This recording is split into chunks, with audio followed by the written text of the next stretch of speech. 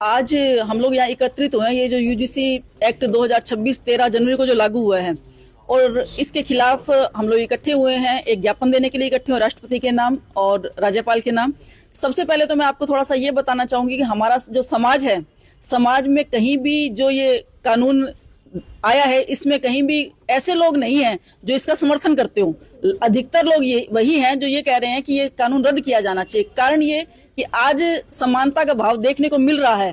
आज ऐसा कोई वर्ग नहीं है जहां पे हम कहें कि एससी बीसी ओबीसी को या दलित वर्ग को नीचा दिखाया जा रहा है। या हम समाज में जो देख रहे हैं आज इतने लोग खड़े, इतने बच्चे खड़े हैं, इनमें सभी कास्ट के बच्चे हैं।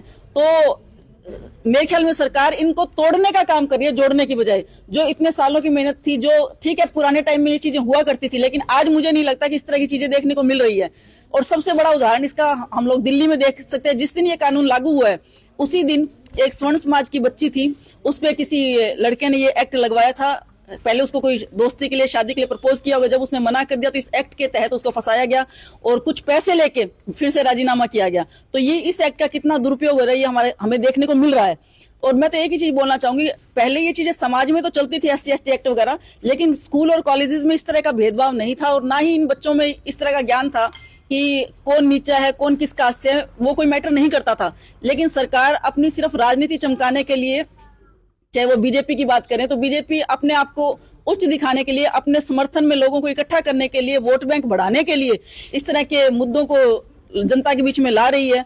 आज उन्हीं के खुद के जो CM है योगी आदित्यनाथ जी, वो भी इसके खिलाफ है और आज सरकार उनके भी खिलाफ खड़ी हो गई है।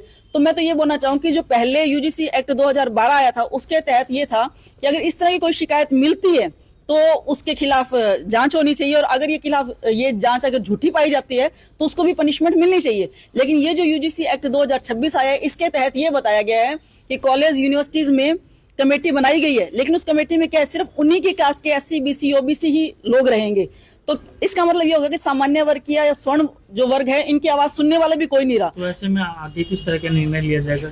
आगे जैसे भी निर्णय लेने की जरूरत पड़ी हम हर ढंग से तैयार है और युवा वर्ग इस चीज के पूर्ण रूप से खिलाफ है। आज जो ये बच्चे खड़े हैं ये सभी कास्ट से हैं, ये नहीं है कि सिर्फ स्वर्ण समाज से हैं, सभी कास्ट से। और वो सब समझ रहे हैं कि सिर्फ ये पॉलिटिकल फंडा बना के सिर्फ बांटने का काम कर सकते हैं, उससे अधिक कुछ नहीं है।